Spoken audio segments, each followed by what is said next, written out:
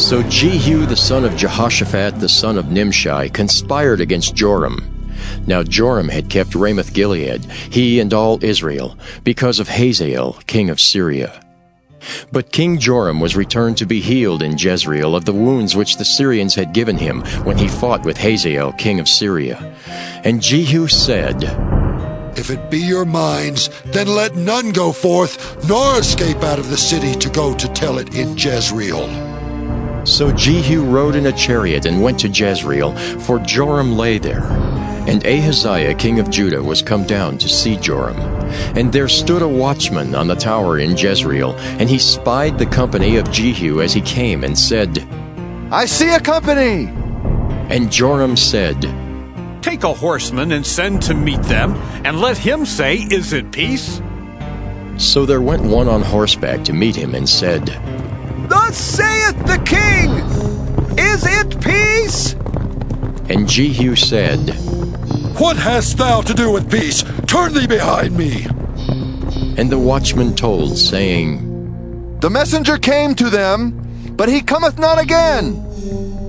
Then he sent out a second on horseback, which came to them and said, Thus saith the king, Is it peace? And Jehu answered, What hast thou to do with peace? Turn thee behind me. And the watchman told, saying, He came even unto them, and cometh not again. And the driving is like the driving of Jehu, the son of Nimshi, for he driveth furiously. And Joram said, Make ready! And his chariot was made ready. And Joram king of Israel and Ahaziah king of Judah went out, each in his chariot. And they went out against Jehu, and met him in the portion of Naboth the Jezreelite. And it came to pass, when Joram saw Jehu, that he said, Is it peace, Jehu? And he answered, What peace? So long as the whoredoms of thy mother Jezebel and her witchcrafts are so many. And Joram turned his hands and fled, and said to Ahaziah, There is treachery, O Ahaziah! And Jehu drew a bow with his full strength, and smote Jehoram between his arms, and the arrow went out at his heart, and he sunk down in his chariot. Then said Jehu to Bidkar his captain, Take up and cast him in the portion of the field of Naboth the Jezreelite. For remember how that, when I and thou rode together after Ahab his father, the Lord laid this burden upon him. Surely I have seen yesterday the blood of Naboth and the blood of his sons, saith the Lord. And I will requite thee in this plat, saith the Lord. Now, therefore, take and cast him into the plat of ground, according to the word of the Lord. But when Ahaziah the king of Judah saw this, he fled by the way of the garden house. And Jehu followed after him, and said, Smite him also in the chariot. And they did so at the going up to Gur, which is by Ibleam. And he fled to Megiddo, and died there. And his servants carried him in a chariot to Jerusalem, and buried him in his sepulchre with his fathers in the city of David. And in the 11th year of Joram the son of Ahab began Ahaziah to reign over Judah. And when Jehu was come to Jezreel, Jezebel heard of it, and she painted her face and tired her head, and looked out at a window. And as Jehu entered in at the gate, she said, Had Zimri peace who slew his master? And he lifted up his face to the window and said, Who is on my side? Who? And there looked out to him 2 or 3 eunuchs, and he said, Throw her down! So they threw her down, and some of her blood was sprinkled on the wall and on the horses, and he trode her under foot. And when he was come in, he did eat and drink, and said, Go, see now this cursed woman, and bury her, for she is a king's daughter. And they went to bury her, but they found no more of her than the skull and the feet and the palms of her hands. Wherefore they came again and told him, and he said, This is the word of the Lord, which he spake by his servant Elijah the Tishbite, saying, In the portion of Jezreel shall dogs eat the flesh of Jezebel, and the carcass of Jezebel shall be as dung upon the face of the field in the portion of Jezreel, so that they shall not say, This is Jezebel. 2 Kings chapter 10. And Ahab had 70 sons in Samaria, and Jehu wrote letters and sent to Samaria unto the rulers of Jezreel, to the elders and to them that brought up Ahab's children, saying, Now, as soon as this letter cometh to you, seeing your master's sons are with you, and there are with you chariots and horses, a fenced city also, and armor, look even out the best and meetest of your master's sons, and set him on his father's throne, and fight for your master's house. But they were exceedingly afraid, and said, Behold, 2 kings stood not before him. How then shall we stand? And he that was over the house, and he that was over the city, the elders also and the bringers up of the children, sent to Jehu, saying, We are thy servants, and will do all that thou shalt bid us. We will not make any king. Do thou that which is good in thine eyes. Then he wrote a letter the second time to them, saying, If ye be mine, and if ye will hearken unto my voice, take ye the heads of the men, your master's sons, and come to me to Jezreel by tomorrow this time.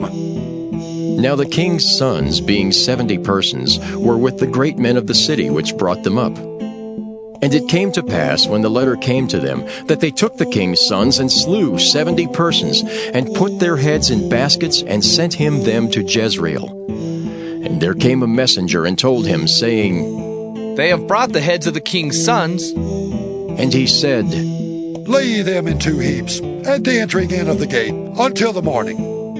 And it came to pass in the morning that he went out and stood, and said to all the people, Ye be righteous? Behold, I conspired against my master, and slew him. But who slew all these? Know now that there shall fall unto the earth nothing of the word of the Lord, which the Lord spake concerning the house of Ahab. For the Lord had done that which he spake by his servant Elijah. So Jehu slew all that remained of the house of Ahab in Jezreel, and all his great men and his kinfolks and his priests, until he left him none remaining. And he arose and departed, and came to Samaria. And as he was at the shearing house in the way, Jehu met with the brethren of Ahaziah king of Judah, and said, Who are ye? And they answered, We are the brethren of Ahaziah, and we go down to salute the children of the king and the children of the queen. And he said, Take them alive. And they took them alive, and slew them at the pit of the shearing house, even 42 men, neither left he any of them.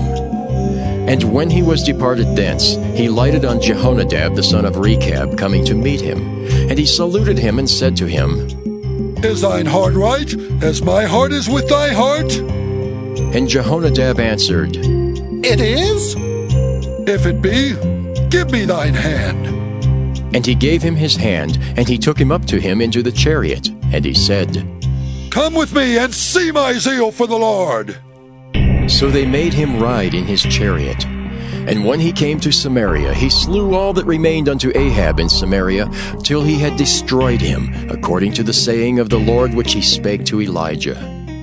And Jehu gathered all the people together, and said unto them, Ahab served Baal a little, but Jehu shall serve him much. Now, therefore, call unto me all the prophets of Baal, all his servants, and all his priests. Let none be wanting, for I have a great sacrifice to do to Baal. Whosoever shall be wanting, he shall not live. But Jehu did it in subtlety, to the intent that he might destroy the worshippers of Baal. And Jehu said, Proclaim a solemn assembly for Baal.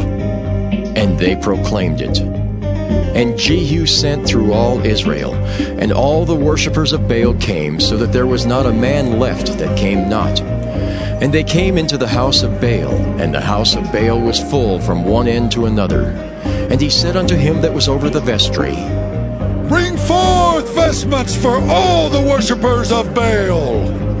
And he brought them forth vestments. And Jehu went, and Jehonadab the son of Rechab, into the house of Baal, and said unto the worshippers of Baal, Search, And look that there be here with you none of the servants of the Lord, but the worshippers of Baal only. And when they went in to offer sacrifices and burnt offerings, Jehu appointed 80 men without, and said, If any of the men whom I have brought into your hands escape, he that letteth him go, his life shall be for the life of him. And it came to pass, as soon as he had made an end of offering the burnt offering, that Jehu said to the guard and to the captains, Go in and slay them, let none come forth. And they smote them with the edge of the sword, and the guard and the captains cast them out, and went to the city of the house of Baal. And they brought forth the images out of the house of Baal, and burned them. And they brake down the image of Baal, and brake down the house of Baal, and made it a draught house unto this day. Thus Jehu destroyed Baal out of Israel. Howbeit from the sins of Jeroboam the son of Nebat, who made Israel to sin, Jehu departed not from after them, to wit, the golden calves that were in Bethel and that were in Dan. And the Lord said unto Jehu, Because thou hast done well in executing that which is right in mine eyes, and hast done unto the house of Ahab according to all that was in mine heart, thy children of the 4th generation shall sit on the throne of Israel. But Jehu took no heed to walk in the law of the Lord God of Israel with all his heart, for he departed not from the sins of Jeroboam, which made Israel to sin. Acts 17. Now when they had passed through Amphipolis and Apollonia, they came to Thessalonica, where was a synagogue of the Jews. And Paul, as his manner was, went in unto them, and 3 Sabbath days reasoned with them out of the Scriptures, opening and alleging that Christ must needs have suffered and risen again from the dead, and that this Jesus whom I preach unto you is Christ. And some of them believed, and consorted with Paul and Silas, and of the devout Greeks a great multitude, and of the chief women not a few. But the Jews which believed not, moved with envy, took unto them certain lewd fellows of the baser sort, and gathered a company, and set all the city on an uproar, and assaulted the house of Jason, and sought to bring them out to the people. And when they found them not, they drew Jason and certain brethren unto the rulers of the city, crying, These that have turned the world upside down are come hither also, whom Jason hath received. And these all do contrary to the decrees of Caesar, saying that there is another king, one Jesus. And they troubled the people and the rulers of the city when they heard these things. And when they had taken security of Jason and of the other, they let them go. And the brethren immediately sent away Paul and Silas by night unto Berea, who coming thither went into the synagogue of the Jews. These were more noble than those in Thessalonica, in that they received the word with all readiness of mind, and searched the Scriptures daily whether those things were so. Therefore many of them believed, also of honorable women which were Greeks, and of men not a few. But when the Jews of Thessalonica had knowledge that the word of God was preached of Paul at Berea, they came thither also, and stirred up the people. And then immediately the brethren sent away Paul to go as it were to the sea. But Silas and Timotheus abode there still. And they that conducted Paul brought him unto Athens. And receiving a commandment unto Silas and Timotheus for to come to him with all speed, they departed. Now while Paul waited for them at Athens, his spirit was stirred in him, when he saw the city wholly given to idolatry. Therefore disputed he in the synagogue with the Jews, and with the devout persons, and in the market daily with them that met with him. Then certain philosophers of the Epicureans and of the Stoics encountered him, and some said, What will this babbler say? Other some, He seemeth to be a setter forth of strange gods. Because he preached unto them Jesus and the resurrection. And they took him and brought him unto Areopagus, saying, May we know what this new doctrine whereof thou speakest is? For thou bringest certain strange things to our ears. We would know therefore what these things mean. For all the Athenians and strangers which were there spent their time in nothing else, but either to tell or to hear some new thing. Then Paul stood in the midst of Mars Hill and said, Ye men of Athens, I perceive that in all things ye are too superstitious. For as I passed by and beheld your devotions, I found an altar with this inscription, To the Unknown God. Whom therefore ye ignorantly worship, him declare I unto you, God that made the world and all things therein, seeing that he is Lord of heaven and earth, dwelleth not in temples made with hands, neither is worshipped with men's hands, as though he needed anything, seeing he giveth to all life and breath and all things, and hath made of one blood all nations of men for to dwell on all the face of the earth, and hath determined the times before appointed, and the bounds of their habitation, that they should seek the Lord, if haply they might feel after him and find him, though he be not far from every one of us. For in him we live and move and have our being, as certain also of your own poets have said, for we are also his offspring. Forasmuch then as we are the offspring of God, we ought not to think that the Godhead is like unto gold, or silver, or stone, graven by art and man's device. And the times of this ignorance God winked at, but now commandeth all men everywhere to repent, because he hath appointed a day in the which he will judge the world in righteousness by that man whom he hath ordained, whereof he hath given assurance unto all men, in that he hath raised him from the dead. And when they heard of the resurrection of the dead, some mocked, and others said, We will hear thee again of this matter. So Paul departed from among them. Howbeit certain men clave unto him, and believed, among the which was Dionysius the Areopagite, and a woman named Damaris, and others with them. Proverbs chapter 26. As snow in summer, and as rain in harvest, so honor is not seemly for a fool. As the bird by wandering, as the swallow by flying, so the curse causeless shall not come. A whip for the horse, a bridle for the ass, and a rod for the fool's back. Answer not a fool according to his folly, lest thou also be like unto him. Answer a fool according to his folly, lest he be wise in his own conceit. He that sendeth a message by the hand of a fool cutteth off the feet, and drinketh damage. The legs of the lame are not equal, so is a parable in the mouth of fools. As he that bindeth a stone in a sling, so is he that giveth honor to a fool. As a thorn goeth up into the hand of a drunkard, so is a parable in the mouth of fools. The great God that formed all things both rewardeth the fool and rewardeth transgressors.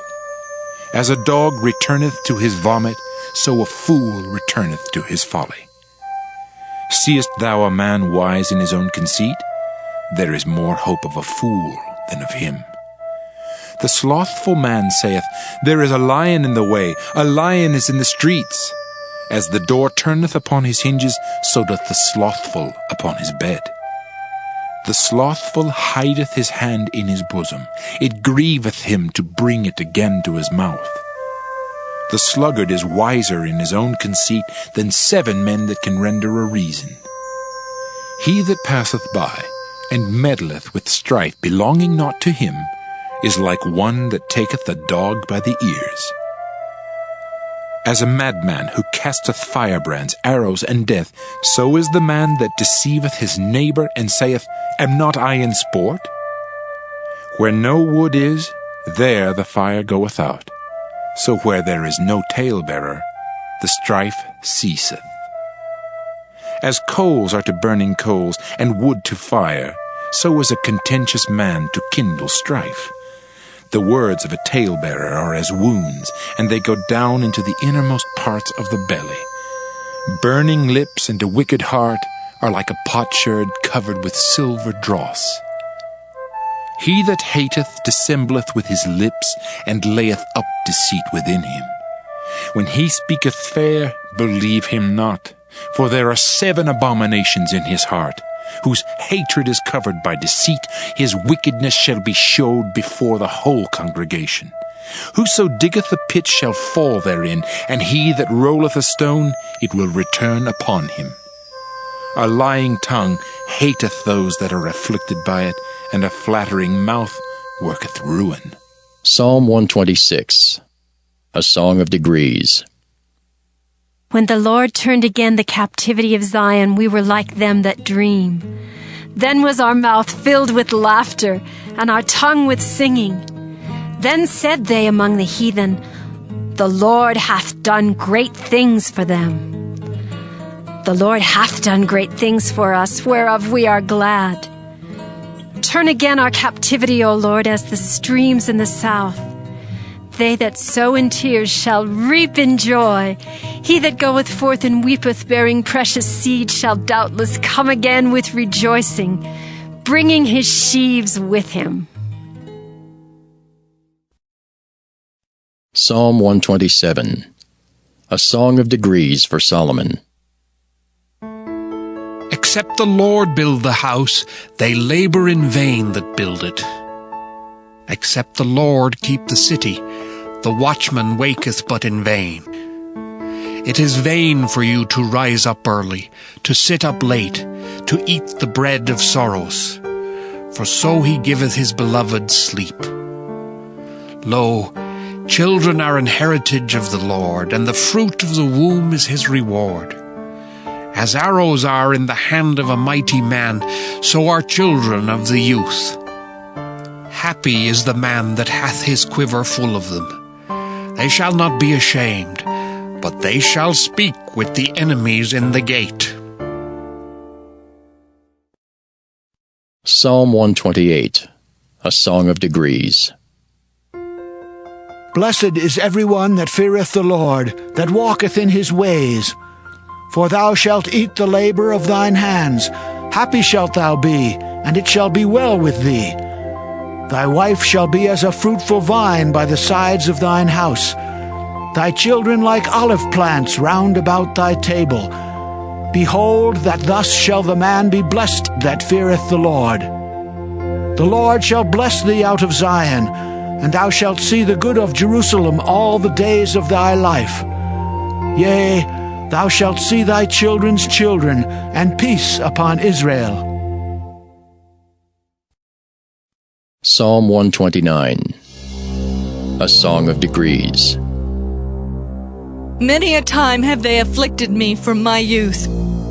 May Israel now say, Many a time have they afflicted me from my youth, yet they have not prevailed against me. The plowers plowed upon my back, they made long their furrows. The Lord is righteous. He hath cut asunder the cords of the wicked. Let them all be confounded, and turn back that hate Zion. Let them be as the grass upon the housetops, which withereth afore it groweth up, wherewith the mower filleth not his hand, nor he that bindeth sheaves his bosom. Neither do they which go by say, The blessing of the Lord be upon you. We bless you in the name of the Lord. Psalm 130, a song of degrees. Out of the depths have I cried unto thee, O Lord. Lord, hear my voice. Let thine ears be attentive to the voice of my supplications. If thou, Lord, shouldest mark iniquities, O Lord, who shall stand? But there is forgiveness with thee, that thou mayest be feared. I wait for the Lord. My soul doth wait, and in his word do I hope. My soul waiteth for the Lord more than they that watch for the morning. I say, more than they that watch for the morning. Let Israel hope in the Lord, for with the Lord there is mercy, and with him is plenteous redemption. And he shall redeem Israel from all his iniquities.